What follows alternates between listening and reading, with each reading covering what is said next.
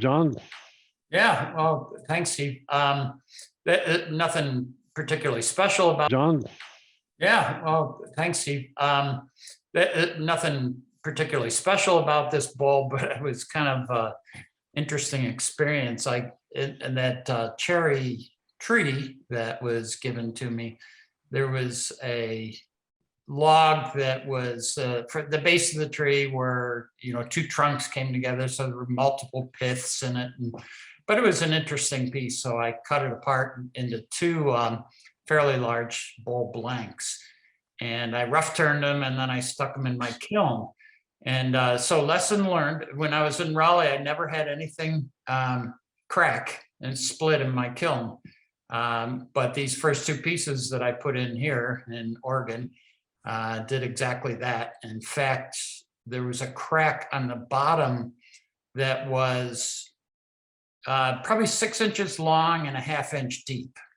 But I had a lot of meat on the bowl, as you can see in that smaller picture. And I thought, well, I wonder if I can get it back on the lathe somehow, so I could, cut a little inset in there, and then use the jaws in expansion mode and hold the bowl on. So I did that, and as you can see, go back to that picture just for a second, Steve. As you can see, it got a little thin, and so that one became firewood. So I cut it in half just to see how thin did I really go, and so that one didn't work out. However, the other one, actually, I was able to turn out getting the jaws in expansion mode in this deep bowl was tricky because the wrench for the chuck wouldn't fit inside the bowl, so I had to find a Allen key that would fit. And anyway, I was able to get the bowl on, was able to turn away the split on the bottom of the bowl, and then was able to finish it up. This particular piece did have a knot hole in it that went all the way through, so I just filled it with a little epoxy and some crushed stone. But anyway, I was glad to at least get one success out of the two. No, that's a beautiful piece of wood. Yeah, it is a pretty piece. I mean, it's even prettier in person because of the wild grain there. Yeah, I mean, do you think cherry doesn't have that open a grain like that? It's kind of boring. Yeah. I'm curious, do you think it's split because Oregon, or do you think it's split because it was a fruit wood in a kiln? I don't really know yet. I think I overcooked it. I think I had it's just a light bulb kiln, but I can control how long the light is on and what the temperature gets up to in there. And it got into the 90s, which I think was probably a little warm. And I know that the relative humidity, and I'm not sure exactly what impact this has. Relative humidity in Oregon is roughly the same as in Raleigh. What's different is the dew point. And that's why it doesn't feel humid here like it does in Raleigh. And I don't know if that had anything to do. I'll have to keep experimenting with that kiln and see if I can find a more successful method. But I think also it was just the fact that it was pretty wild grain, had the two piths that I was dealing with, and and also when I rough turned it, I probably turned it a little too thick. Yeah, it's beautiful. Wow. That Yeah. form, Does your that light color, bulb that have green. a thermostat connection to it? Yes, it does have I have a thermostat inside it, as well as a humidity monitor. And so it'll tell me what temperature did it reach over the last 24 hours and what humidity did it reach. And then I can adjust up and down accordingly. And then I can also vent the kiln a little more if there's too much humidity in there. I've had as many as 8 bowls in there at one time, and it was almost raining in there. So you make the adjustments manually. You don't automate it with the thermostat. I don't automate it with the thermostat, but the thermostat that's in there is controllable. It's got a little rheostat in it, so I can I can adjust it up and down. Nicely done. Thank you. The photography is fairly good too.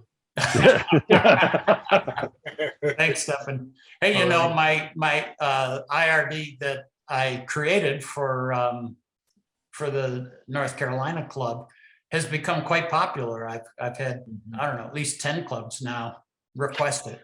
So, Well, Cool. good for you. That's yeah, great. there appears to be some demand for people wanting to get better pictures of their work. So this one, there's again nothing particularly special about it. This is a Rudy Olsonic ripoff. That is the signature style, and but to me it was an exercise in proportions. You know, getting the proportions right between the diameter of the top, the diameter of the bottom, and then where it breaks 2/3 up. And that was kind of fun to turn. That's also that cherry that I have, and it's very thin rim at the top. But No, that's nice. And again, if you hadn't told me it was cherry, it really doesn't look like the cherry we have around here. But this, So, I know, I agree, Steve. And I saw the cherry and I said, "You sure it was a cherry tree?" No. He got a whole bunch of them on his property, and it was a live tree. He just didn't want as many of them. And right. You might have to start shipping some back east for us. yeah. I think I have to evaluate it more closely, and so maybe you should, happy to send me a piece. I'll investigate it. Check for it you. out, see if it's I'll really check it cherry. out. Yeah. No, and the photography on this one, John, is just exceptional. Oh, That thank just you. it really is. I mean, that is just so crisp and well done, and the lighting is just. It really is a. Teach a Yeah. class. Yeah. You know what I've started doing, Steve? I let the front of that background hang off the table. I really prefer to have the object set a little further back, toward the darker gray and the black. Right. So it's not quite so bright in the foreground. And I think it works pretty well with this picture. No, it's very well done. Thank you. Quick question, John. I've gotten some of the finish of the walnut oil onto this paper, the graduated background. Is there any way to get that off again? We can ask Steve. That happened when he brought his item over to my shop. You might be able to, with a very barely damp cloth, try it in a corner, and see if you can rub some of it off, with water. I don't know, with walnut oil, I don't know that you could use a solvent or anything, but that's what we did with Steve's piece. Got a little bit on the background, and I was able to get most of it off, and it really hasn't been a problem since then. But I know what you're talking about. Those backgrounds are incredibly sensitive to scratching and any damage. You gotta treat them pretty carefully. With sales. John, Yeah. this is Merle. Hey, Merle. About your kiln, when you turn your kiln on, do you leave it run constantly?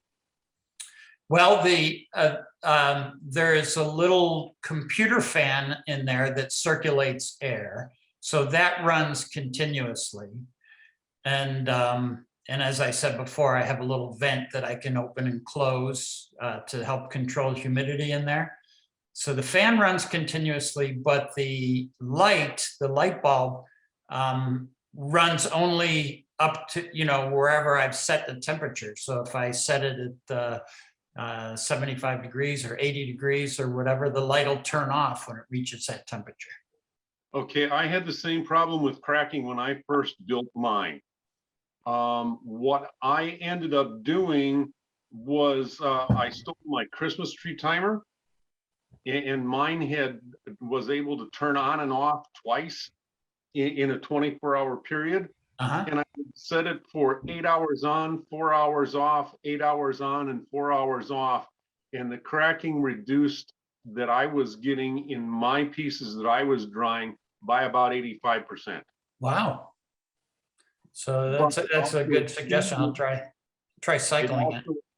It also extended the time from 72 hours to about 10 days. Yeah.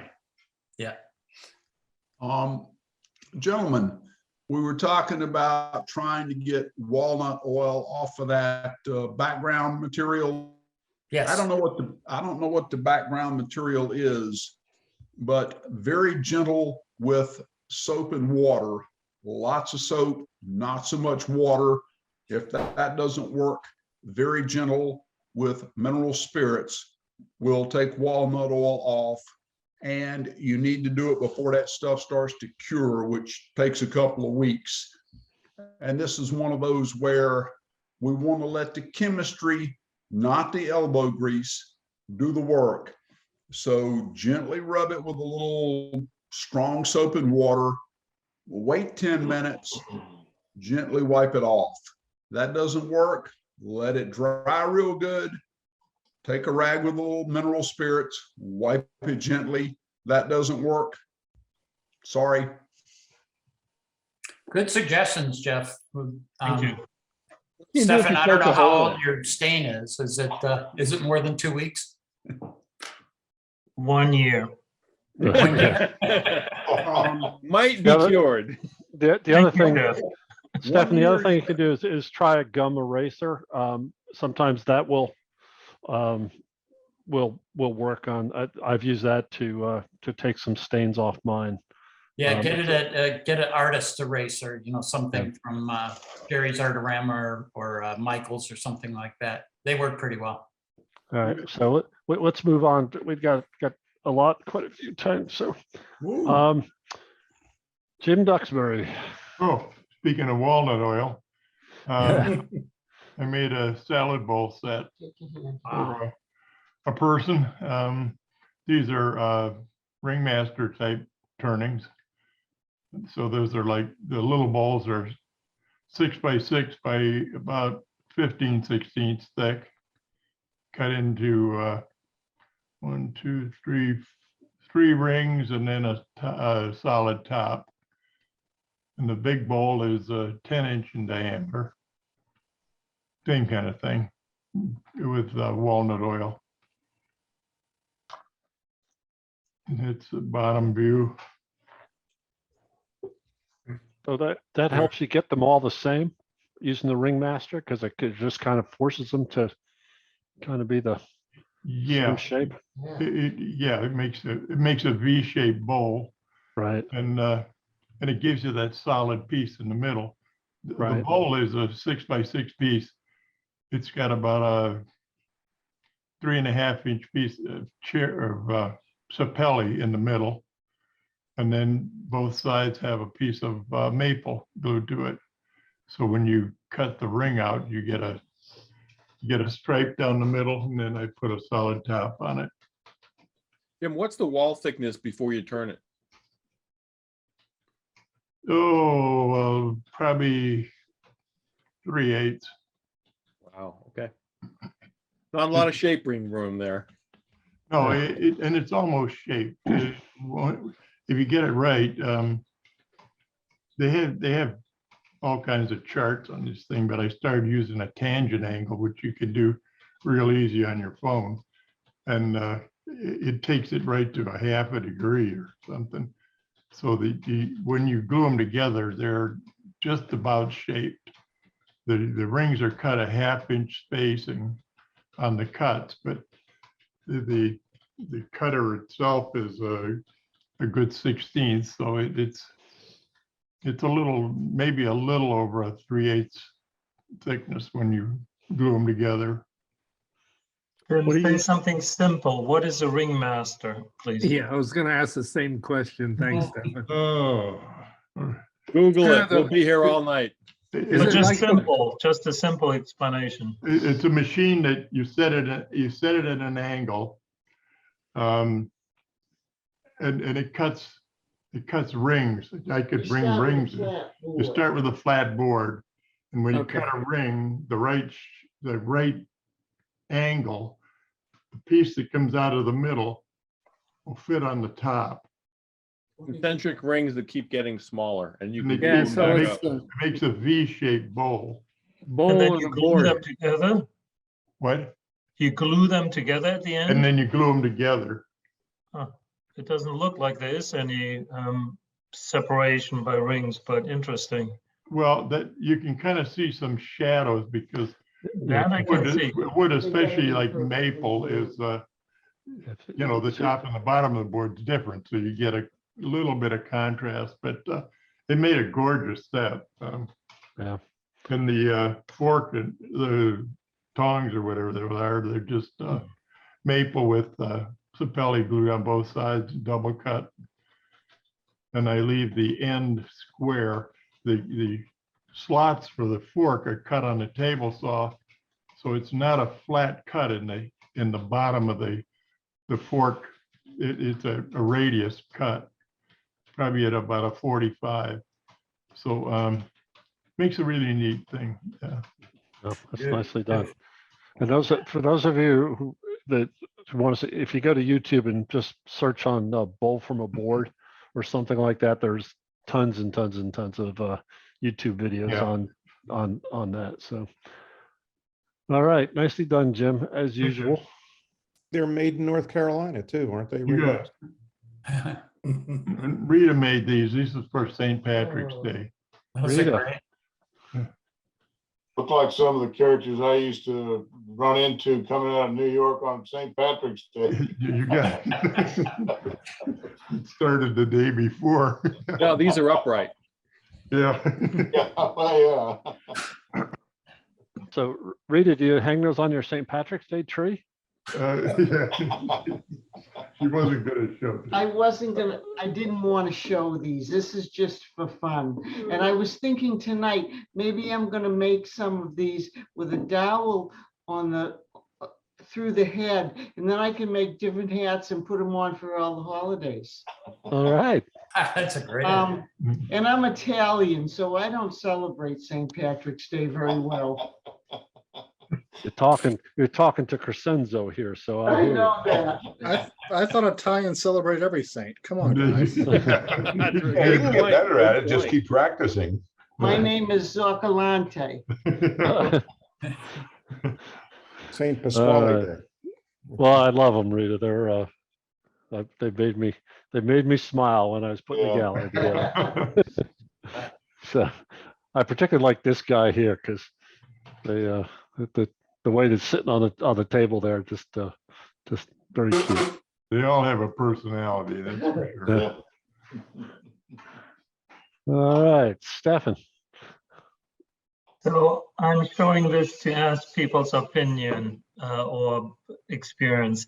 So this is a tall vase, which is has worm tracks in it. And I think it's holly, but maybe it's hackberry. I think it's holly. But the reason I'm showing it is I don't like the worm tracks. And I wonder artistically or technically, what ideas do you have to make this look differently? When I took this into our house, my family got creeped out. They wouldn't like my work then, Stefan. What's that? I said they wouldn't like my work. I make a living on this stuff. I know you do.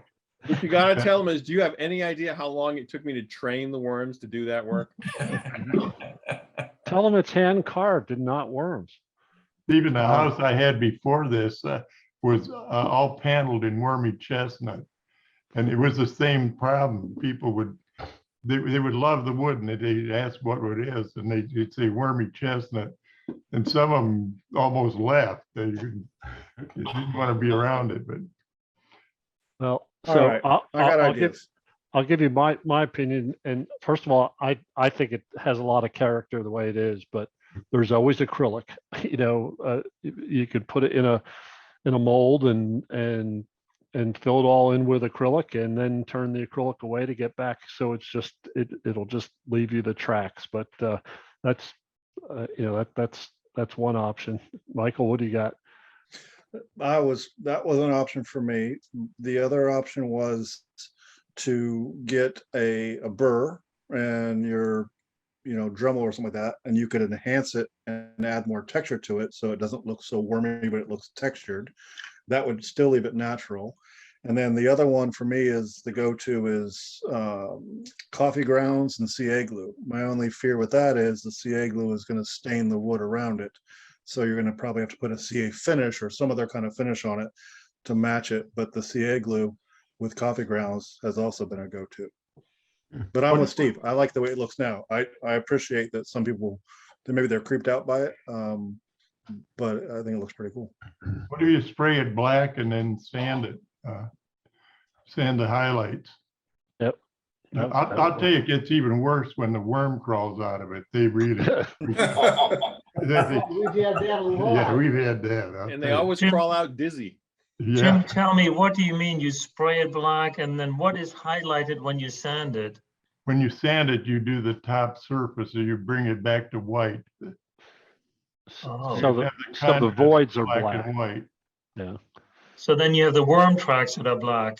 Yeah, really black. I mean, it doesn't even look like worm tracks, probably. The Always other go thing, with Timbermate. Those big juicy ones. The contrast with the worm, they're usually white. yeah.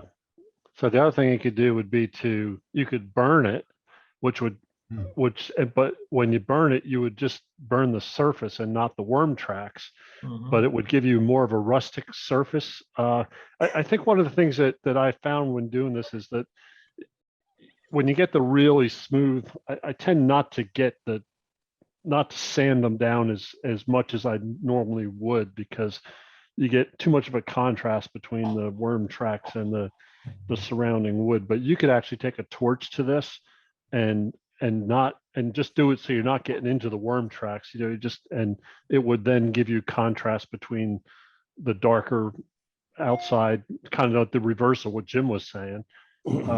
But there's too much to try to fill those. There's too many of them to try to fill it. So You could sit there with a milliput for the rest of your life and try to fill them individually.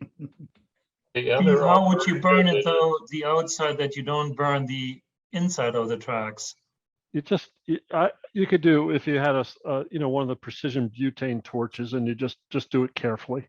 You glance the surface. You don't point it at it.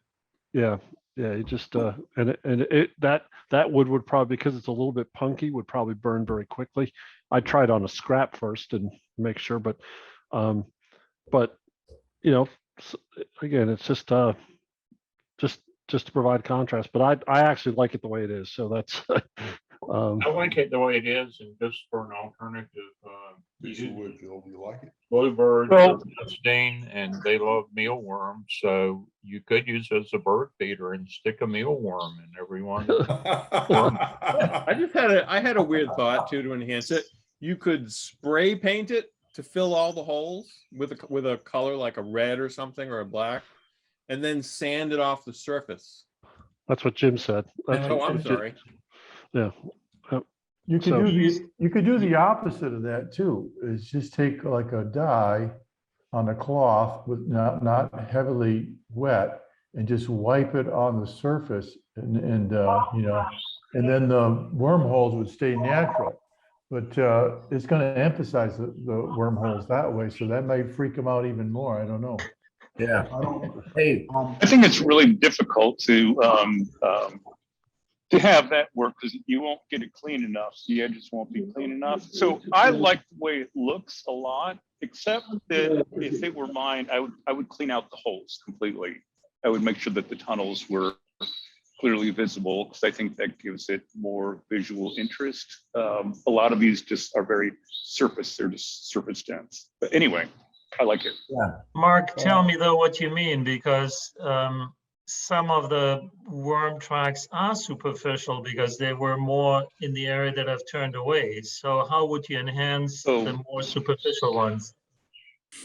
Oh, well, I guess if they are superficial, but on that close-up view, I thought I could see a lot of, isn't that called freeze? What they call it, the worm poop?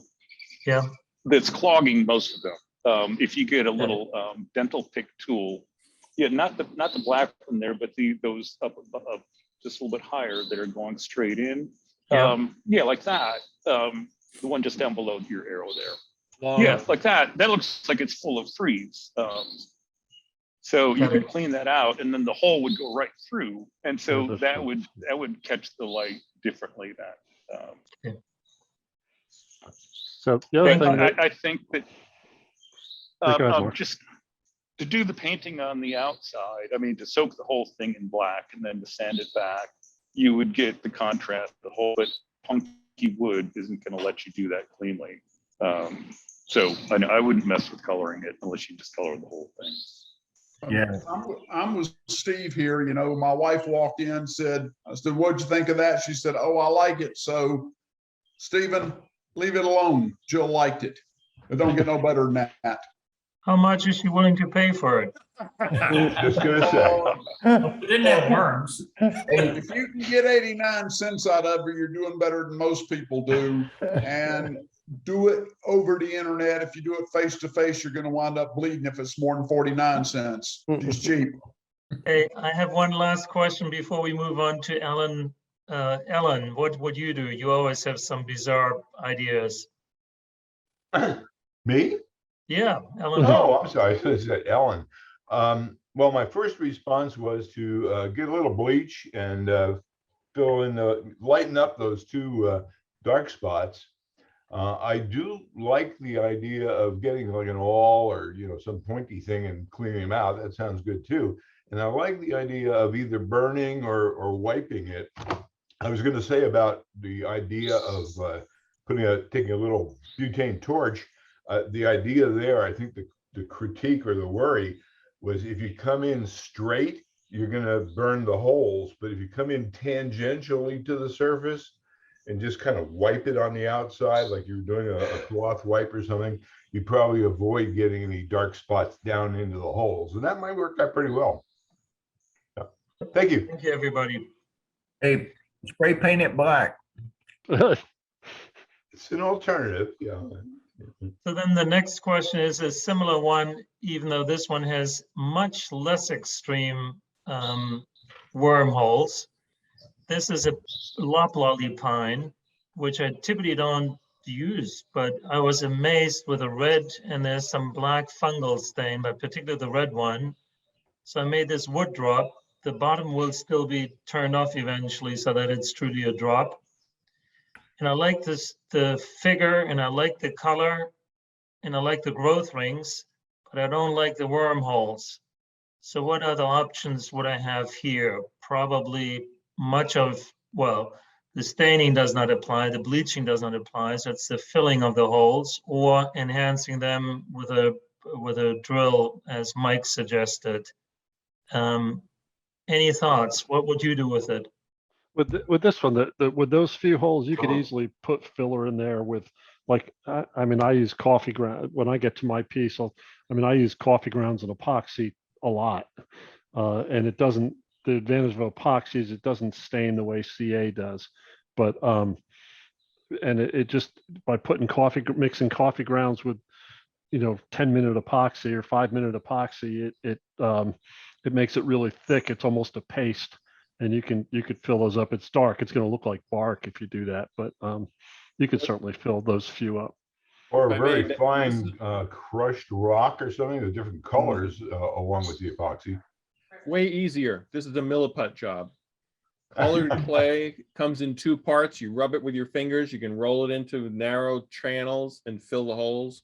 Let it dry, sand it, and turn it, and you're done. You don't get blue and green though. Yep. You can use just epoxy and shade it with paint. Dye. You can, but you're gonna have to deal with gravity on that. You're gonna have to do one side at a time and deal with run out. Well, The nice thing about milliput is you can put it vertical. Yeah. Norm, Really what good is point. that called? Milliput? Milliput, MILIPUT. Amazon's got it. Some other places got it.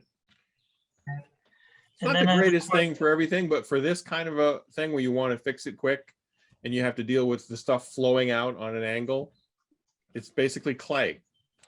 Yeah. Actually epoxy. It's a two-part it? epoxy. Yeah. And it comes in about 5 different colors now. But it's not, it's clay-like, it's not liquid. Yeah, it's a very thick paste or whatever wood filler. And then Play-Doh. another opinion, please. Mark Banker introduced me to some metal powder, a bronze powder, a silver powder. But when we mixed it with CA glue, it just pearls off. It does not mix with it. How would you do that? Do you use epoxy with that metal powder? How would you fill that with that stuff? I do it with epoxy. Yeah, I think epoxy is a good way to go on that. I tried that with CA glue, and I had little bubbles and streaks and whatever. It was one of the first exercises I think we did in one of the first meetings I went to with the club. And I ended up with something that started out this thick. And by the time I had kept turning it down to get the bubbles and junk out, it was virtually nothing left. So I get think with definitely Jimmy Clues. epoxy and metal, you get some really nice contrast. I've had real good luck packing things full of metal powder. Personally, I go to Lowe's and where they make the keys, they'll give you the tray full of brass filings from underneath it free, which is my favorite price. Pack it full, couple of drops of CA, and it stays put. In terms of the staining from CA, if you real gently cover the whole surface with a coat of Lacquer. shellac, Black. then do your CA routine, then kiss sand it. You don't get the stain bleed all over the place. So And Jeff, in you this- said you just put the metal in and then you put the CA glue on top. So the metal itself is not even drenched in it. No, you just pack it full, and you're likely to get some pieces stabbed in your finger because there's some sharp shavings, but for free, what do you want? And then a couple of drops of real thin CA, it soaks in, binds everything very nicely. And with what you've got there, the deep gaps look like most of them are in the white wood or sapwood. I wouldn't do the coffee grounds, they're too brown. Sand down a little maple, pack it full of maple shavings, put a few drops of super glue on it, and try to keep the color consistent with the rest of the white grain there. If I can, about 2 points. Well, one is the color matching thing. I've found whenever you try to fill that and blend it in and make it go away, it will look like you tried to blend it in and make it go away. But you're not going to fool anybody. So I would go with something with contrast. As to the metal filling, Stefan, the stuff that I had and we're using is extremely fine.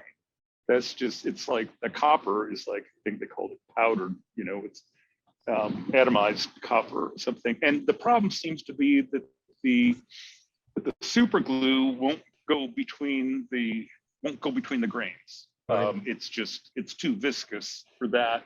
So that's where I think the brass shavings from, the key shavings, because they're so much coarser, would give that space. So I use epoxy when I do those now, although I don't think it's as good of a metallic look. If you can get it to work with the CA glue, I think you have a higher density of metal, because with the epoxy, you're going to have to mix it 50-50 or something. So the metal particles are further away, so it doesn't get the. So I haven't had a good time with the copper. I have used the nickel silver, I guess, which is a little coarser, and I do get a nice metallic finish on that. All right, so folks, this could be a whole topic. We do have to move on though, but Well, I get one more here. no, you don't. No, you don't. No, Oh, come part of on. the issue with the Fix that. copper is surface. Go ahead, Jeff. That was cruel. This is the last one. Last one. Go ahead, Jeff. There's a Unmute, Ted Jeff. there's a Um, Ted Sokolowski CD in the library that covers that. I think part of the issue with copper is a surface tension relative to super glue and epoxy, but that's just a dumb shit paint chemist talking. Brilliant. We like them. All right, Terry. Okay, so I've been playing around with putting some segmented rings between little bowls, and so I decided to do a fully segmented piece. So this is my first segmented bowl, open form, whatever you want to call it. I think I got the joints pretty good, but the veneer I put in didn't get perfectly aligned. So the whole thing is about 5.5 inches high and about 6.5 inches in diameter. And there's a solid maple ring on the bottom and the top. And then the rest of it is basically all repurposed wood. My wife had one of those accordion clothes dryer things, where you hang up your clothes instead of putting them in the dryer, and it broke. So I salvaged the wood from the outside of that, and that's what this is. Well, I'm a fan. I think it was great. Well, I'm taking baby steps to eventually maybe doing a piece something like yours, Mike. So this is my first step to actually do a segmented piece. Yep. I think for the first time, the proportions, the shape, I think it looks really good. Thank you. My first one looked like a dog bowl. Well, I basically use the French curve to get my bowl outline or form outline. That's a nice shape. I also thought of a rescue for this is to put it back on the lathe and then take a parting tool and widen the horizontal black stripe and then burn it with a wire. Just make it stand out a little bit more, but it would take care of the mismatch. Yeah, I could do that, but frankly, I think it probably to try to get it all lined up and put something on there to actually hold it, blah blah blah, is going to take me more effort than I really want to do. I think I'm going to just call this one done as a first attempt. But thanks for your suggestion. Just suggesting a rescue, that's all. And it could be used. Terry, did you use software to come up with all the measurements in the rings, or did you do it the old-fashioned way and do the math by hand? I did the math by hand. God bless you. Well, I like spreadsheets, so basically I made up a spreadsheet that does a lot of this. Is once I get some of the measurements. So that's all I did. But yeah, cool. I did it the old-fashioned way. Mostly. Terry, I've run into that same problem myself, getting those lines to match up on the money. And sometimes, you put it together before you glue it, and wait a minute, that ain't exactly right. Turn the piece upside down and see if that fixes it. The little segment. That's probably a good suggestion. My other thought, when we discussed this before, is I probably should have done that ring as with the rub joints instead of, and put it together in small pieces instead of big pieces. But I was a little over ambitious trying to get some feature into my first thing. I think my first segmented piece. Oh, it's great. Well, that's nicely done, particularly for first attempt. Yeah, especially from what it came from. I mean, yeah. Well, here's I don't know if you can see this or not, but basically this stick is kind of those things with holes in it. So I had to cut around all the holes and all that kind of stuff. But got some junk wood out of my shop. Hire does that too, Yeah, but I'm like Jeff. I'm a little too cheap to throw it away. Been there. My place. Yeah. So this last time I did something like this where I took two wet turn bowls and joined them with a segmented ring and made it into a potpourri pot. This time I just made it. I had another one that I was working on and I made it into just a lidded pot. So the top bowl and bottom bowl essentially that you see there are maple that were once turned and then finalized. And it's a red oak segmented ring and then a red oak lid with a black maple finial or knob. Very nice. Nice job on that curve. Yeah, it's a beautiful piece. I like the lid fit too. Yeah, the Thank you. proportions are awesome. How'd you clamp it together, Terry? Yeah, so I basically I have a Longworth chuck, so I mounted on one side, I mounted the other side on my Longworth chuck and clamped it together that way. On the lathe. On the lathe, sorry. And actually in this case, I used two chucks, not the Longworth chuck, because I had That's exactly what I do. Two halves, two chucks, and I use the lathe to clamp it together, tailstock. Yep, it works fine and it lines it up pretty well. That's the same thing I did with the with the segmented piece. Nicely done. Thank you. Speaking of. Oh my Speaking of, gosh. Exercise and Tetris. patience. yeah, Yeah, exactly. So this piece is only about 5 inches in diameter. I think it's 3 inches tall, something like that. So it's real small. The picture is deceiving. Segmented maple, basket illusion like normal. It's got an ebony ring at the top. And then I just decided to try and not do a pattern, which I think in some cases is actually harder than doing a pattern. But a bunch of different colors, a couple rare spots or we'll call them bland spots, natural wood. The whole concept was to try and make it look like the couch I had in 1974.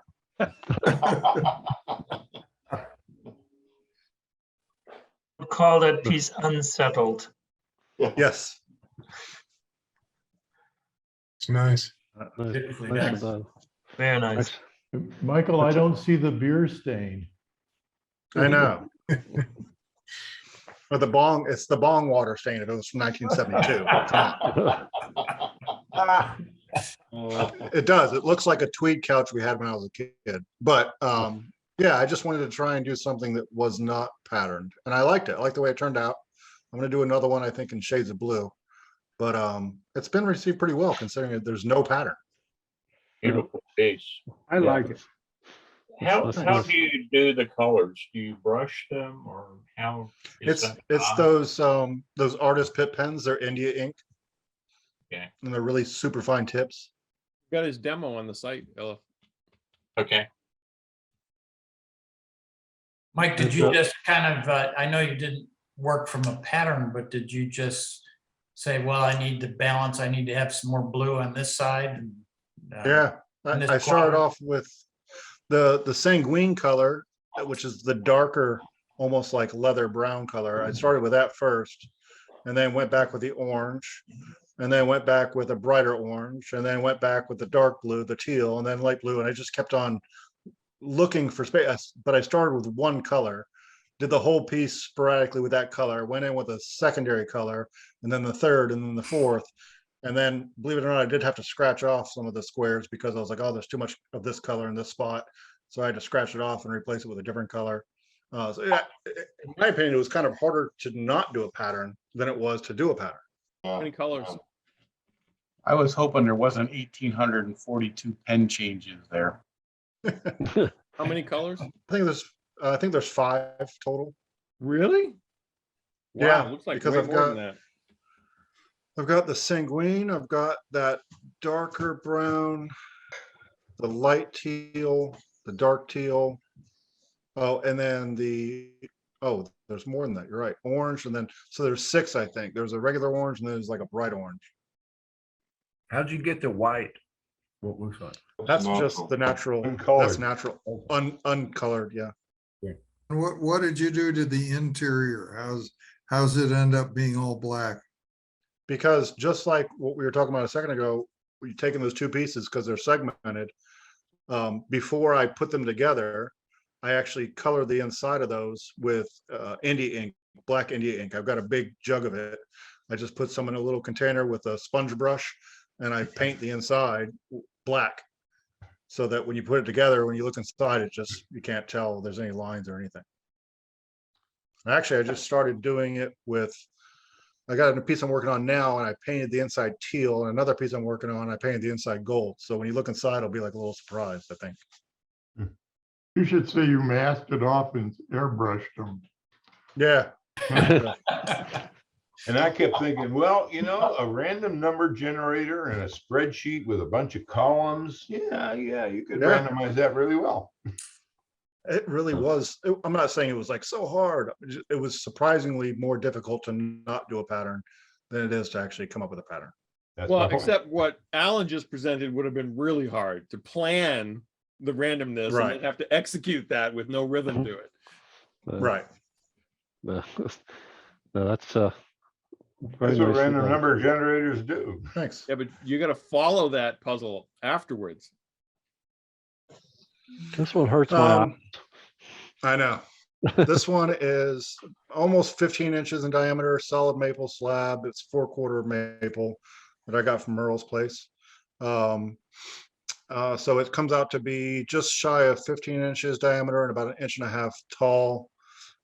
Sunflower front kind of style with, I think there's 2 different colors or 3 different colors of orange on the front, natural, and then 2 different colors of green on the back, or 3 actually, 1 for the outline, 1 for the dark green, 1 for the light green.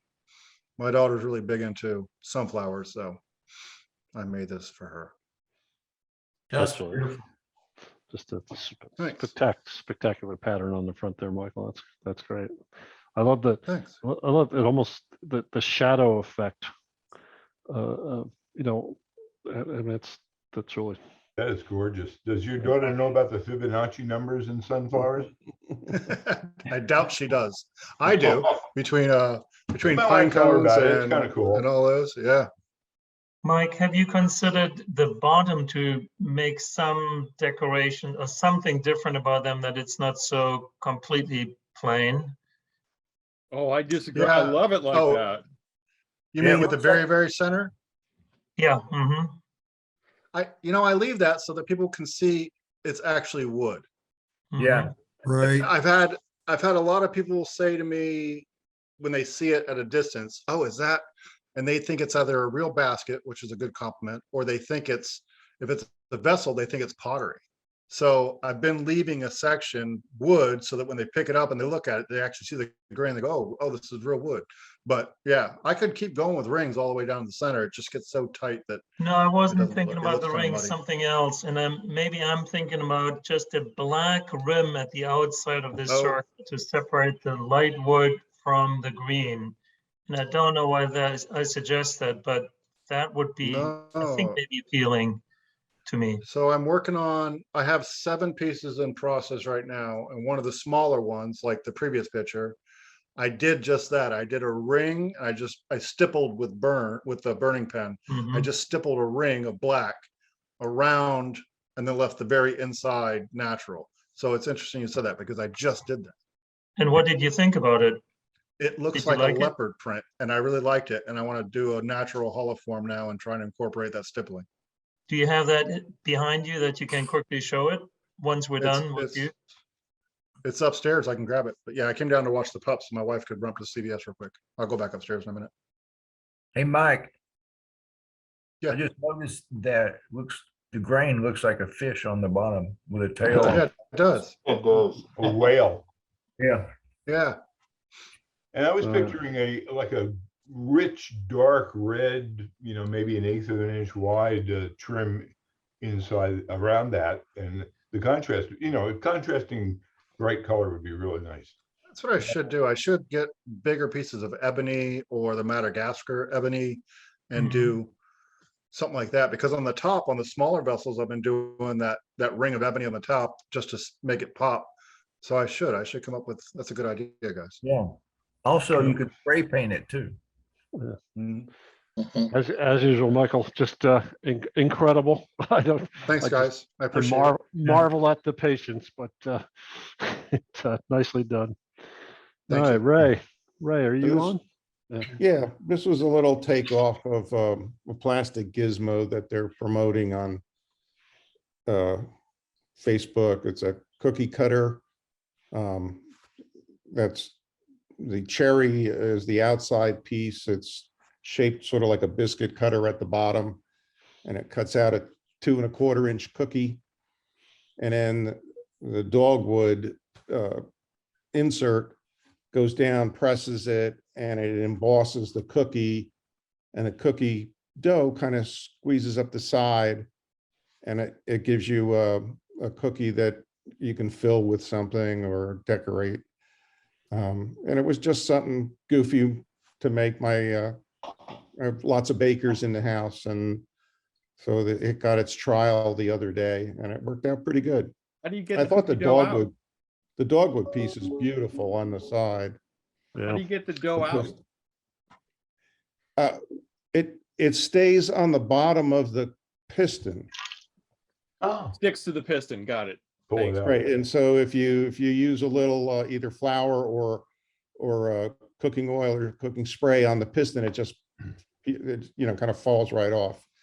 The plastic one that they sell for $20 has interchangeable designs on the bottom, so it sort of embosses the cookie. You use the outside thing to cut the cookie that you've rolled out, and then you just drop the piston in and press it in.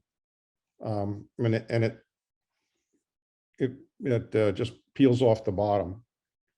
I think You have for to the use, like, the, next live meeting, you should bring the what do you call it, the baked goods that they use to make this with, just so we can. That's what my ACC class told me exactly the same thing. They really didn't care to see the piston; they wanted the cookie. Very unique. I thought that dogwood is just beautiful on there. That The is. piston is dogwood. That is lovely, yeah. Lan made something like that for a butter press, didn't you? Yes, I did. Yeah, that's the same idea. Same It's idea. virtually the same. So if you go through the Facebook feeds, I don't know why I get that junk, probably because I look up crazy stuff, but there's a plastic like I said, there's a plastic version of this out for $20, and all the designs on the bottom that interchange are geometric, but I went on their website and they actually have some that you can emboss, animals or stars or whatever. But what you can't really see there is the bottom ring on the outside is relieved on the outside, so the dough sort of presses up a little bit and it forms a cup when it comes off. And I found 2 recipes, a butter cookie and a sugar cookie, that it's the same ones you would use for cookie cutter cookies. But You're speaking my language all the way around. there This you is go. awesome. You need We a have mallet. You need a mallet if you use chocolate chips. There you go. Hammer. So this is Dippers. these are we have the Men's Garden Club. I'm a member of that, and we have a booth coming up at the Meb and Dogwood Festival where we sell tomatoes and raffle tickets as our primary fundraiser, which goes to Peace Haven Farm and the ACC Horticultural Club, and we also support through donations the FFA program at Western High School and at Southern High School. So those are our fundraisers. And this year, I thought I'm actually, these are the scrap pine pieces I get over at the hardwood store. I guess they're usually 3 or 4 foot long, and they must be the protective pieces they put around the good wood so they can band it.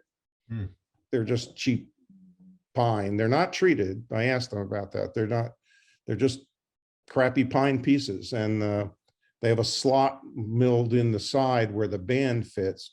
So when you cut that off, you end up with about a 2x2 square. And I picked up 2 more today, 4 foot long, actually. So I'll make another 8. These are about 12 inches, give or take. I'll start with a 12-inch piece, and it's all done between centers. Predominantly use the spindle or roughing gouge, and then I'll blend in the top and the curves. I'll blend those in and smooth those out, and that's just the finish on there is just sanding wax, and I'll put a little wax on it. But I don't know, we'll put a price on them, maybe $12 a piece or something. They don't take very long to make. Of course, burn the lines in. Each one is supposed to be an inch. If you don't know what a garden dibbler is, that's for putting holes in well-tilled garden soils, not for digging holes, that kind of hole. But you can use the inches if you plant bulbs, or you can make a little hole to drop your tomato plant in. So I don't know, what, $12, $15 at a thing or something. I don't know. We'll see if they sell.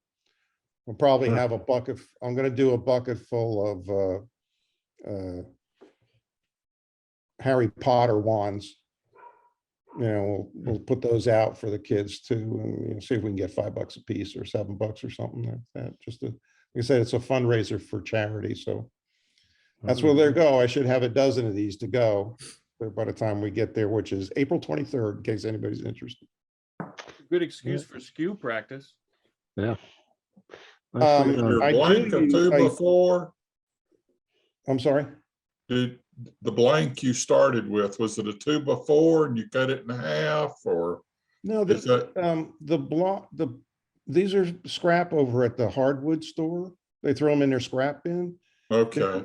They're 4 2 by foot. 2. The ones I got today are 4 foot long. They're like 3 by 3, I think, maybe not even, but they have the whole length of it has a slot milled in it, and that's where the band goes. That bundles up the good wood. The good wood is packaged together, and they just throw that in the scrap bin. So I just run it through the bandsaw and cut off the groove. So I end up with about a, I don't know, 2 by 2.5, something like that. But whatever it is, I end up trying to get these down to about 1 3/4. Otherwise, they're too thick. All right. That's a good salvage project right there. Yeah, that's pretty. Oh, that's pretty wood. Yeah. Yeah. Bob. Well, this is me. This is from a tree that Mark Baker and I salvaged a year or so ago. Wow. And I did these 2 bowls from the spalted maple, and it's basically just sanding sealer and spray gloss enamel. But I enjoy doing these effects you can get with the lines, the black lines. And the size of that? Yeah, what's the size? Actually, I I can see it. I think it's about 8 or 8 by 4. 10 inches. That one's 8 by 4. Yeah, 8 by 4. They both are. Very pretty. Yeah. I like the black lines. I think it accentuates the shape, which can get lost in the wood when it's so busy like it is. Oh, it's a nice shape, Bob. Bob, are the lines painted or burned or what? Actually, I use Formica sample pieces that you can get for free at Home Depot. Yeah. When they're not looking. You recommended to me that a year and a half ago, and I still do it. Oh, it's much more functional than the wire. Yep. It's nice. And you can also get more finer defined lines. Anyway, this piece was borderline turnable, but I did it anyway. Just try not to inhale any of the smoke coming off of that Formica. It's really not very good for you. Hey, Or if you want to have a good time in the shop. I spent one of my college summers with another college student racking the miscut sheets in the Formica plant in Cincinnati. That explains a lot. Oh, Yeah, Bob, this one looks like a good candidate for cactus juice. So It probably would have been if I had cactus juice. yeah, no, that looks like it was barely holding together. It's more stable than that, but Yeah. given another couple of weeks in the spalting closet, it would have been too much. Yeah. Did you spalt that yourself, or is that just the way the log was when you got it? We spalted it. Oh, okay. Well, that's got a lot of character. And it's about the same size as the other one, but a little taller. Hey, Bob, that might be a good topic for a breakout session. I'll reach out to you. Okay, well, I think I sent in one volunteering to do the vacuum chuck, but I could do this too. All right, Merle. Nice. Very nice. These are actually lidded boxes that I did for the class that I taught last weekend. The one on the right is what I used to take my pictures for the presentation. The one on the left is the one I did during the class, and the one in the middle comes all apart so I could show everybody how to do the different pieces. The lid, the base, and the pinion. So that one, the middle one actually comes apart. What is the wood in the middle? Pardon? What kind of wood is that walnut, the middle one? That's walnut. The other two are ambrosia maple. Really pretty. same piece of walnut? Pardon? That middle box, is the lid and the body from the same piece of walnut? Yep. As is the finium. Must be a camera trick, because it takes a very different tone from the light. That could be. It may be more exposure to UV light that it turned darker.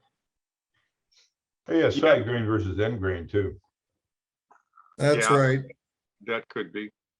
You can see the match up there in the color. Yep. In the, I like in the that. pattern, yeah. Very nice. Merle, are these, they're the lids friction fit, or what are? No, I don't do anything friction fit because I sell them and ladies buy 'em. So they're You want to let them pick the lid up with one hand? Oh, yeah. Oh, yeah. If they pop, they don't sell. Yep. I think you did But something wrong. The middle one will also be an example of what I'm going to be proposing to our veterinarian, who they deal just basically with cats. So those will be cat urns. Good size. That's nice. Yeah. Merrill, where do you teach? I teach at Klingspor's. You're Merle, there I all got a day question. anyway, right? Pardon? You're there all day anyway. Not anymore. Oh, no? Just teaching? Just teaching and working basically 1 day a week. Gotcha. So I have been doing a lot of turning in my shop. Cool. I have 13 bowls roughed out and ready for, they're in my dryer now, so. Plus I've also done 250 of these. These are shaving brush handles. Ah, A friend of mine hurt his hand so that he couldn't turn them anymore, and he asked me to turn them. And since the first of the year, I'd made 250 of them and just about $2,500. Oh, wow. How tall are those, Merle? Not exactly the style that I would do, but that's what he wants. So Right. Oh, that's fun. Do you using a skew in those, or just rough and gouge? actually, I got it down to one pass with a 3/8 inch bowl gouge, gets the shape, and then I sand it. Okay. I guess if you're in production, that's what you need to do. Yeah. But that's nice. Cool. All right, Mark. Oh, hi guys. I guess that's me. So I worked on Calabash this month. I'm sorry that Emiliano can't join us tonight. I was really hoping to chat with him about these, but so I really enjoyed his presentation. I thought it was great, and I had some of his points in mind really when I was working on these, mostly as regards to where the widest point is. I think I was tending to do them a little bit low hanging, and so that was my attempt to see if I could get that shape balanced a little bit more. So this one is unfinished. I just ran out of time before yesterday's deadline. It's pretty near. So right, so I have this view, so you can really get a view for what that profile is, since that that was a big part of what we were talking about the other last month on these. So you can sort of see on bottom, you can see where my tenon. So that's a 7-inch tenon, which is, so I grip it with the largest diameter I can. And the idea is when I do these, that I never really you're really not losing any wood with the tenon, because the bottom of the outside of this really goes down to just about, I'm going to take like 1/8 of an inch off the bottom of that tenon, and otherwise just take the corners off and continue the round, which hopefully will be good. So also on here, you can see on that for left, there is where I've used some black filler. So this is sweet gum, which doesn't really, it doesn't crack a whole lot, but so in the drying though, if there's enough tension on it, you will get these, it's more of a tear than a crack, because you can see it's not going, along the grain. And it doesn't really go very far. Really, if you look at it, it just looked, there was so much tension that the wood finally just pulled apart just in that little section. Anyway, so that's filled with the black CA glue, which is toughened, rubberized, which I think allows the wood to move a little bit. I think, Steve, you worked with that black CA glue, haven't you? I have. I use the Glue Boost stuff when I do it. That's the brand I use. Okay, I don't remember what this brand is, but it's expensive as all get out. But it's cool stuff. Anyway, so there you go. So because it's sweet gum, which is a soft wood, I leave the wall thickness a little bit heavier. I'm thinking it's about 3/8 to 1/2 inch. But it gives a nice weight to the piece.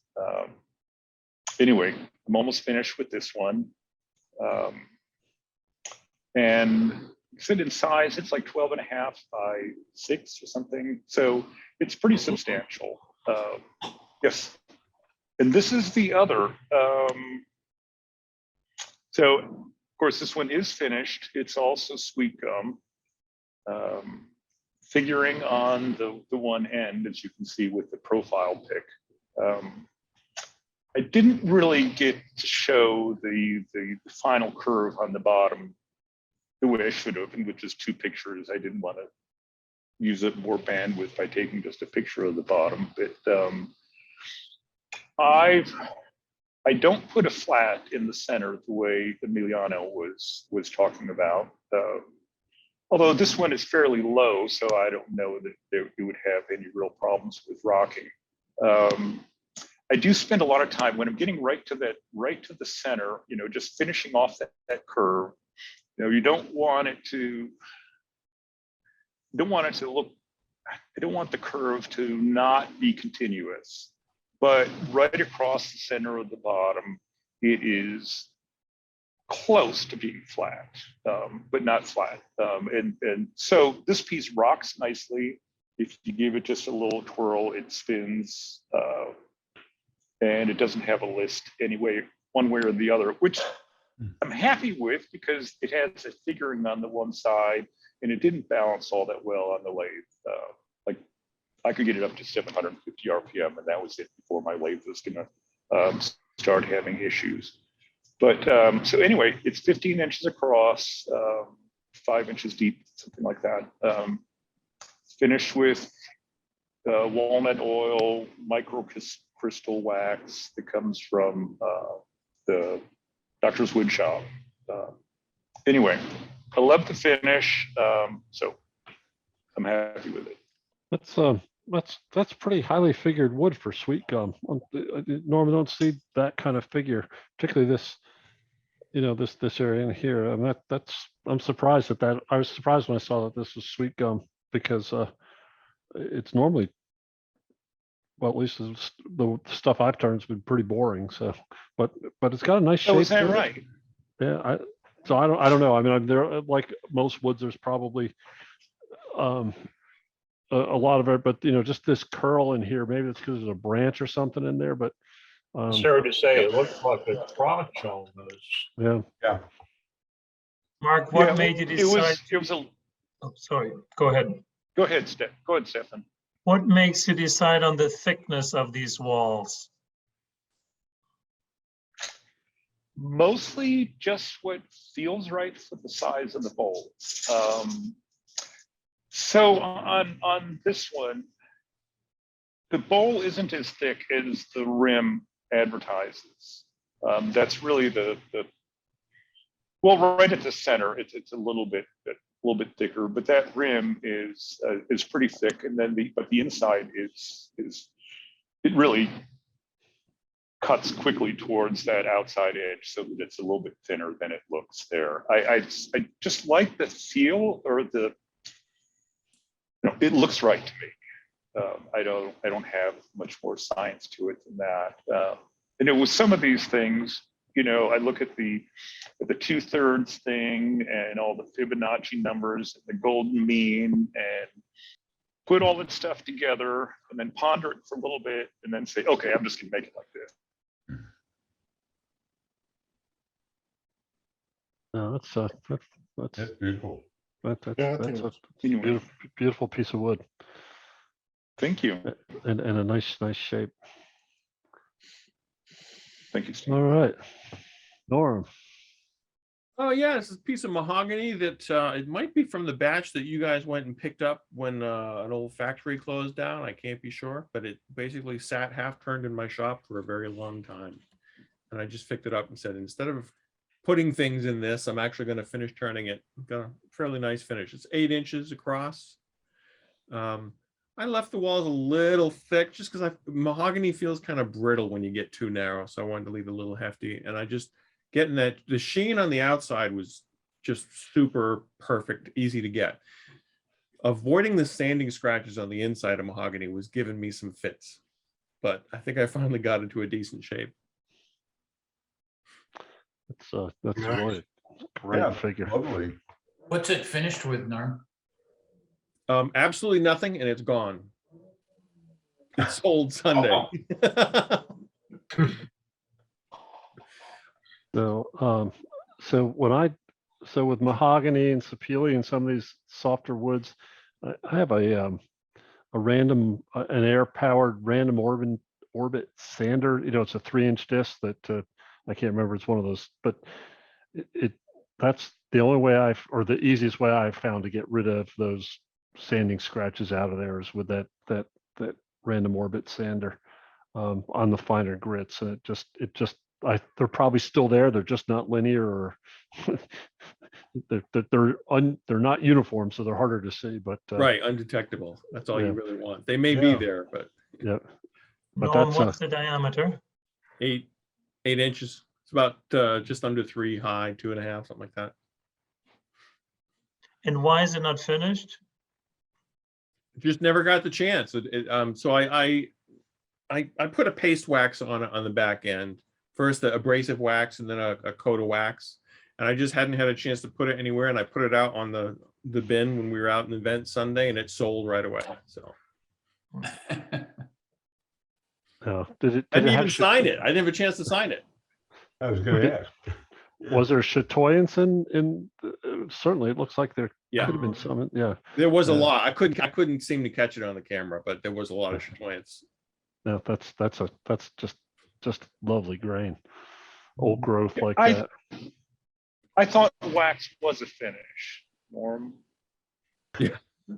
You said you didn't finish it, but then you said you waxed it.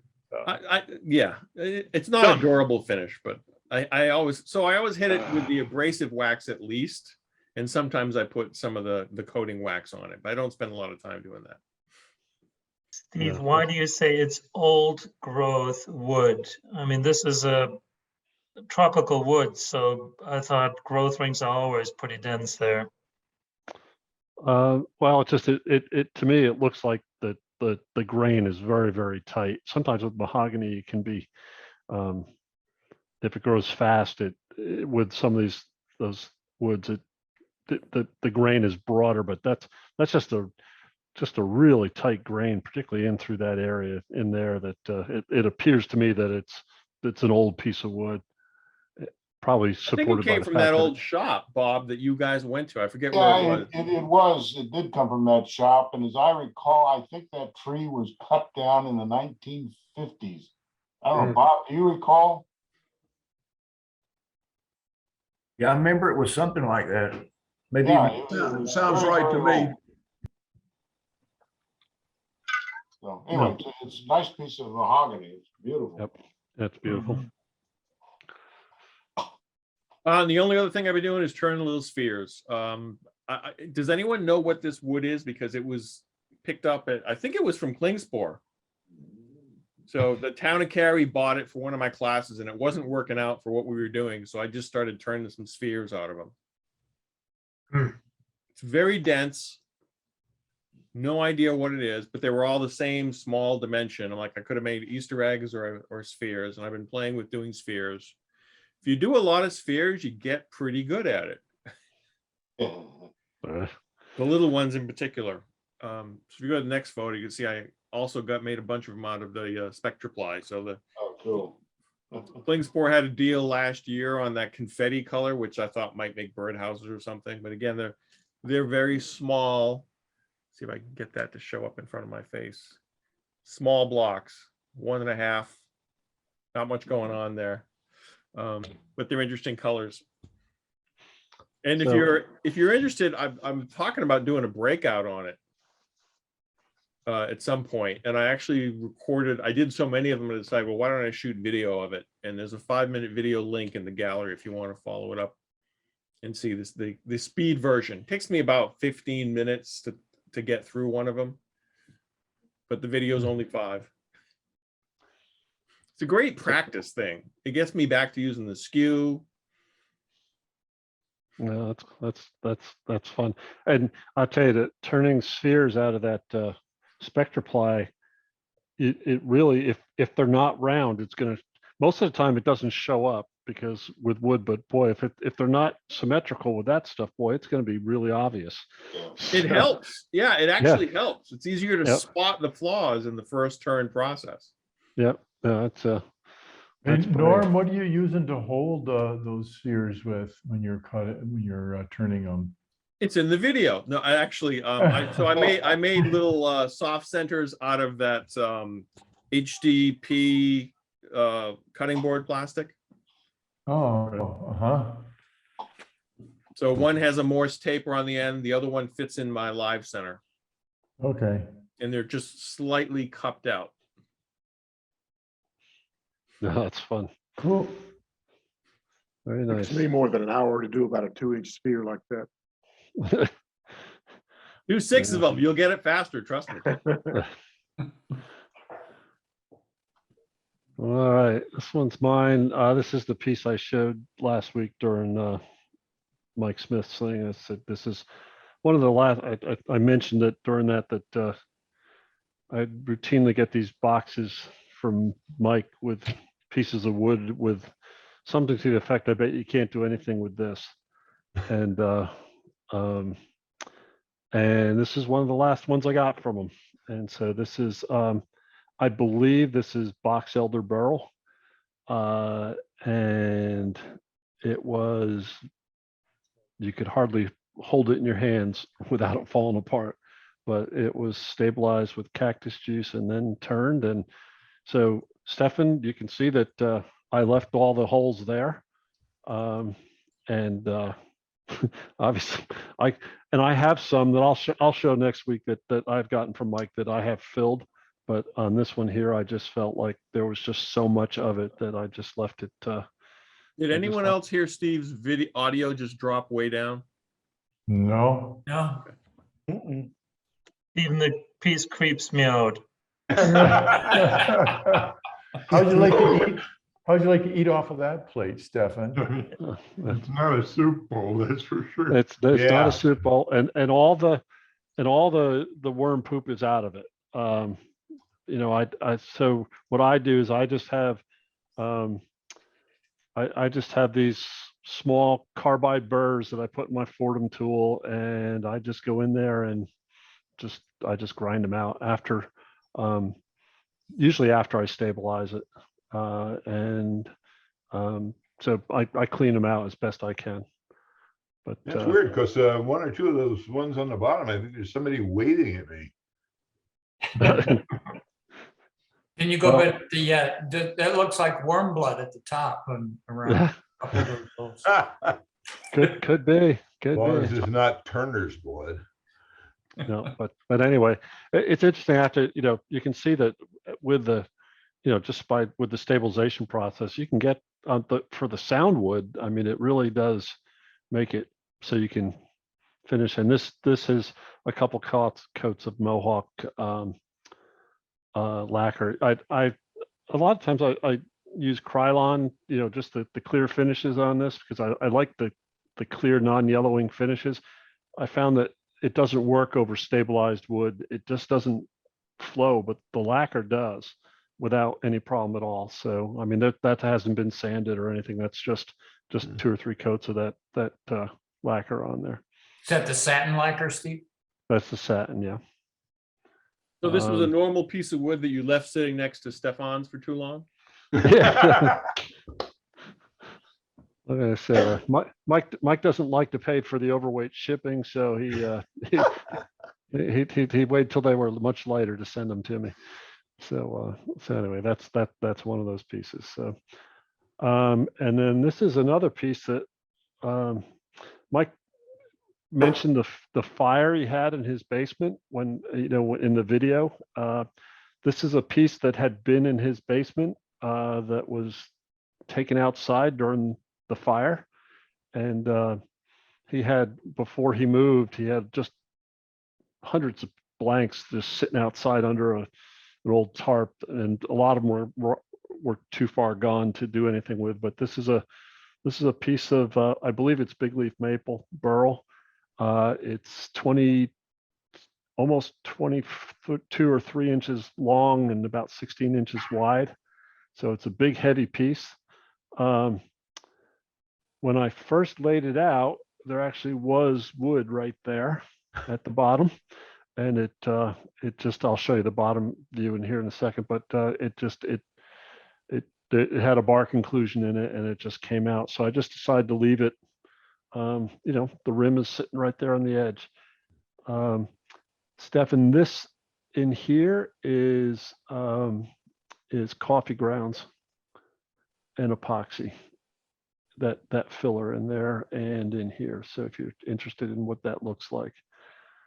So That's and- perfect, Stephen. It looks like you didn't fix it. It looks like bark inclusions. Really perfect solution. Yeah, I thought it was bark. So when you use coffee grounds, you're talking about after it's been brewed? No, I just use new coffee grounds. You could use stuff that's been brewed and dried.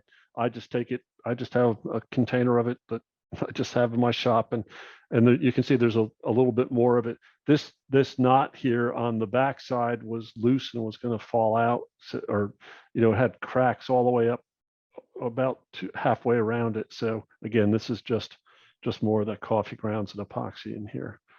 Decaf or regular? I like decaf. It keeps it calmer when I'm doing it. Yeah. I prefer the Krispy Kreme. I use the Krispy Kreme K-Cups. That's just, it really does it for me. I like the bottom of this is much or more than I do the top. It's Yeah. really cool. Yeah, I debated. I really wanted that natural edge, and you couldn't see it. There was a really big void right up in there, and I would have trying to get any shape out of this. I debated this a lot, and also this was a little bit punky in here. You can see I didn't even have I actually turned this without having a full tenon on it. So I was worried that I turned away a lot of the punky stuff that was out here, and so I really couldn't see. I think probably some of the figure in here is due to the fact that it was pretty punky on the bottom, and I had to turn that away to lose it. But anyway, that's it. So my lathe has a 25-inch swing, and this used almost every bit of it. This is about as big as I can turn. Steve, I hope you were dressed in full armor when you turned it. Well, it was pretty much intact. The important thing is to keep your hands away on the right side of the tool rest. I wasn't worried about coming apart. I turned it with tailstock support almost the entire way. I left a cone in the middle here. I did everything except for this one little piece in the cone while with a tailstock up, and then including all the sanding and everything else I did with it. And then I just came back at the very end and just nibbled that little piece off and sanded it to get it flat. So Very nice. Was it stabilized? no, this is and again, the top side was sound. I think the bottom side had been sitting down towards the ground, and it was pretty punky. It was about 3 inches, but maybe almost 4 inches thick when I started. It's about 2.5 inches thick now. What did it weigh? I don't know. I mean, it's a hefty piece of wood right now. I don't know what it weighs, but it's pretty. There are parts of it that are pretty thick. In order to, again, if you look at you can kind of get a little bit idea of the thickness in there, but the thickness varies because the bottom isn't necessarily flat. So, You live right. If I turned a piece that had 3 piths in it, my God, I'd have splits all over the place. Yeah, well, this had been sitting outside for probably 10 years when I got it, so it did what it was going to do. Probably being a burl too, it doesn't have that a lot of straight grain. It's interwoven more. You think? Yeah, and this piece here, this was the risky pith right there. I mean, and again, I did have to stabilize that one, or not stabilize it, but that's this one up here. You can see that crack came all the way through, and there wasn't much there holding it on before I glued it, and I didn't want to lose that piece. I wanted that piece to continue around, so that's why I filled it. So, Hey, Steve, when you're doing coffee grounds, you put them in the pulverize them to get them finer grain? Nope. Because I want that. I don't know how much I can zoom this in. I want that texture in there, and because it does look like bark. when you do it. And so I know I leave them, and they actually have some color variation in them too. I noticed, but I mix that in with epoxy, and so it's almost like a thick paste. I put as much coffee grounds I can put in there and still have it. I still work, yeah, and then I hit it with a heat gun after I put it in, so it makes it a little more viscous. It flows down into the cracks, and it also helps get the air bubbles out. And then once it cools a little bit, it gets viscous again. And so I did that. I actually did this before I turned it, so I had a flat surface on the top when I filled that crack. So How deep is that dish? It's about 1.5 inches. You heat the wood first and then put it in? Nope. No, I heat. So I put the epoxy in. So on this one, if I so that one didn't go all the way through. So on this crack here, the one that went all the one that goes all the way through, I just put masking tape on one side and then just put but I'll kind of force that in there with a dental pick or something, with a popsicle stick or something, and then I hit it with a heat gun, and the heat gun just makes it flow, because it's almost like a putty. I have so much coffee grounds in it. I don't want to see the plastic when I do it. I want to see the coffee grounds. So you wouldn't know that there was any epoxy in that by looking at it. Do you mix the epoxy and the coffee grounds before you put it in the crack, or do you put the coffee grounds in and then drip the epoxy? No, I mixed the epoxy. And again, I typically use the 5-minute epoxy that's in the syringe type thing, the Gorilla Glue. So it's a little bit more viscous anyway. But then I just add coffee grounds to the cup until I feel like I can't add anymore. So it's almost like a paste, a putty. So you use up some of your 5 minutes doing that? You don't put it in the A portion, for example, and then blend it with the B? No, I'll either use that, or sometimes if it's a big one, I'll use the 15-minute stick fast that I get from Klingspor, which also is a little bit thicker. But if it's like one of these big ones where I think I need more time, I'll go ahead and use the 15-minute stuff. But I'm impatient, so I don't want to wait 2 days for it to dry. So anyway, so that's that piece. So I really like the circle, the regularity of the circle, the against the irregularity of the burl on the edge and all. That's a beautiful piece. Yeah, it doesn't really show up too well here, but there actually is it dips down here. There's a high spot right here, and then it dips down and comes back up. So the profile doesn't really show in that picture too well, but yeah, the piece is gorgeous. I wish you had just turned it a little bit for the photography, just enough to get some of that depth. Yeah, instead of flat on. I know.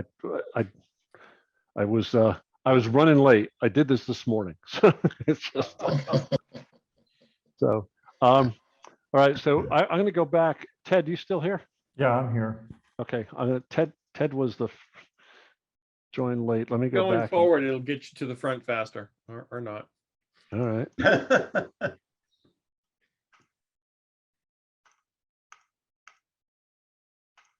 And while you do that, Michael, do you just want to show the bottom of the bowl that you had mentioned with the stippling that you did? Won't let me go.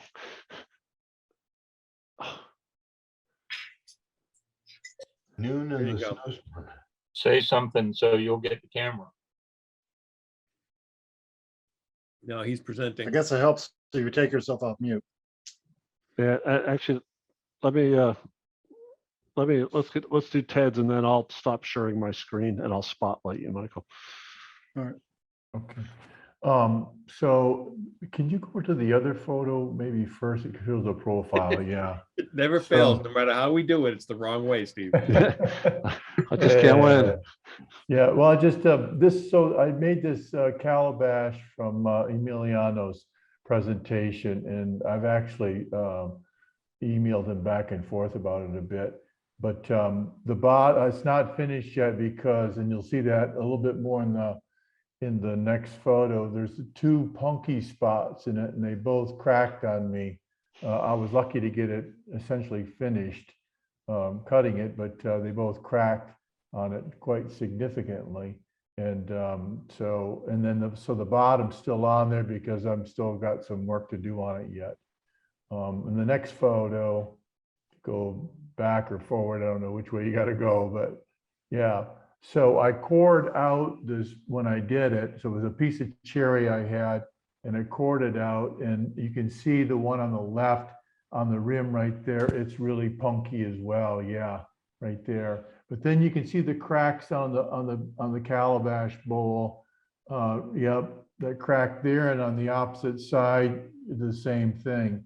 And some of that crack is closed up actually since it's been drying out, and that's I've been kind of waiting for that to finish drying out before I do anything with it. But I showed it to Emiliano, and he thought that I should put a poho. So do you remember when he did that patch? It was like a square patch like that he put in on it. So he was suggesting to put a big patch in there like that, but I'm not sure I'm going to do that yet. I'm going to wait and see how that dries out because of the curvature and so forth in there, and I pretty much turned it to finish thickness and so forth. I don't think I'd be all that successful doing it. I could put in the pava patches on the outside, and they'll be fine, probably. But I'll have to wait and see how that comes out. Or I might just throw it in the fireplace. Yeah. Or I might do that. Actually, it was, Steve was mentioning, so the other thing I could do is try to stabilize it, I guess, and do something with it that way. But it's unfinished yet. It's really got a cool wood, except for if it wasn't for that punky part, it would have been great, and I would have had it finished. But that punky part was a lot punkier than I thought it was. Yeah, boy, that's that whole talk about living right. Those 2 cracks coming up there and there. Yeah. That piece there looks a little suspect, but it's a beautiful piece of wood though. It's interesting. That's why I started stabilizing, because sometimes you just get these gorgeous pieces of wood that just need a little bit of help. Yeah. But, it was fun in any case, and I did put a drawing on the wall like Emiliano talked about, but and it was I think I printed off the printer, and the lines weren't really heavy enough to be that effective for me, for bad eyesight essentially. So if I did, which I'm going to do more of them, I really enjoyed making it. I'm going to highlight that with a thicker outline of the bowl, to do it. And I'm not sure, I guess after you do a few of these, I don't know how much, you really need that outline, because it's kind of hard to line it up anyway. But it is helpful just to have a reference point to go back to, even if you don't have it hanging on the wall. Keep looking at it, as you're turning it. Well, Ted, about that, I found with doing, after watching Emiliano's demo, is that trying to look at the shapes was the first time that I put black paper behind my piece to try to get that, like with that one that's very spherical. I thought, man, that is such a hard shape to do, and every time I looked at it, it looked flat in one spot or flat in another spot. So anyway, putting a clean black paper really helped. Yeah. Mark, I was about to mention that, because in this picture on the left side, it's a darker area in your shop, so the pattern shows up better. Yeah. Yep. I do have I have a whiteboard, and I've been meaning to paint the other side black. So, because sometimes I like the white background, to do that, and I haven't done that yet. So it's a good suggestion, you know, to help with the shaping of it also. I was going to tell you also, Mark, that if you, I don't know if you had any further questions for Emiliano, but you can just, you know, you can Google him. He's got a website. He's Maui Woodturner. You can put his name in, or Maui Woodturner, either one, and you'll come up with his email. And just, yeah, I know he'd love to see photos of your work. So you can just send it to him. Yeah, I think he's seen some of it on the Okay. AW forum. Okay. Yeah. Thanks. All right, so let's see, let me stop sharing. So Michael, did you have something? Because I can, let me spotlight you. Hold on a second. When you need a background, the big box stores sell 2 foot by 4 or 2 foot by 3 foot sheets of, one side is whiteboard, the other side is blackboard. It's $4 or $5 for a piece like that. You can Okay. flip that. I got them spotlighted for you. Well, no pressure on me. Stefan, that's stippling I was talking about. Got it. Thank Just you. something to break it up. Yeah, Mhm. I'm thinking about if I could do that texturing on a traditional hollow form and then maybe color it all black so it just leaves the texture. It'd be kind of cool. Anyways, that's what it was. Yep. Thank you. All right.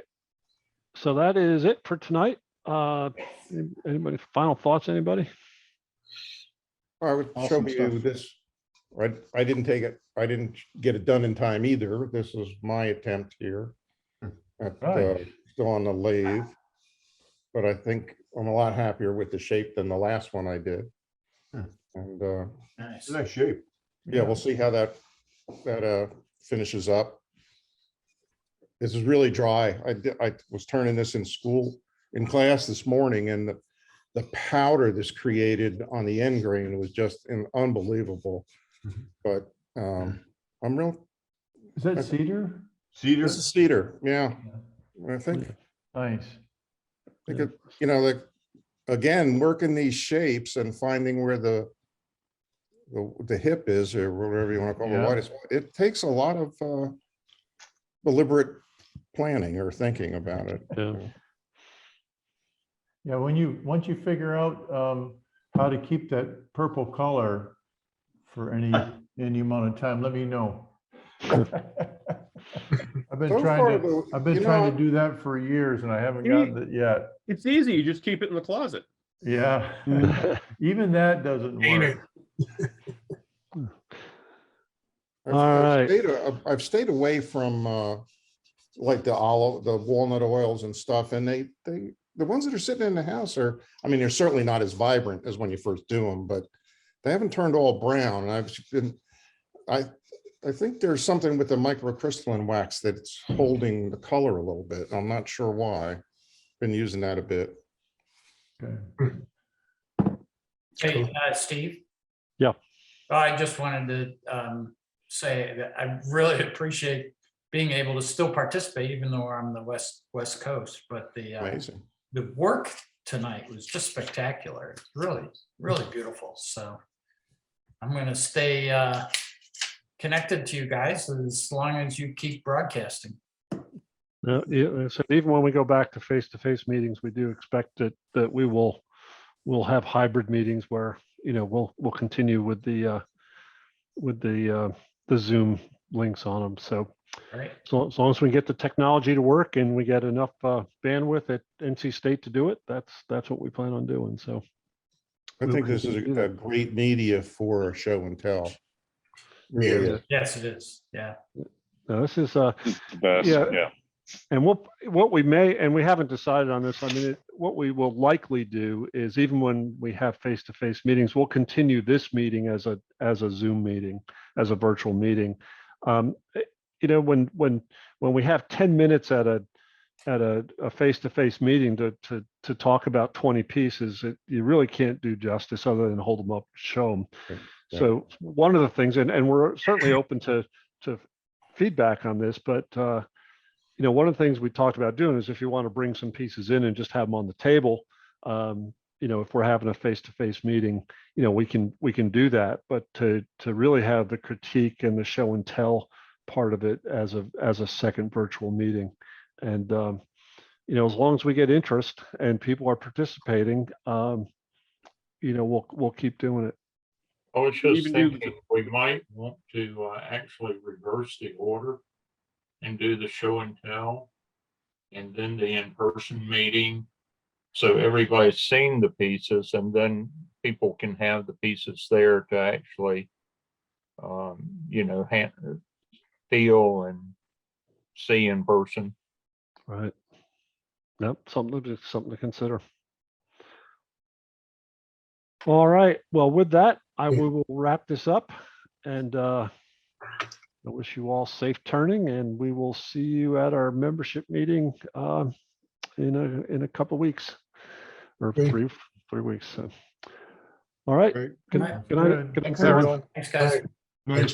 Good night. Nice job. Go.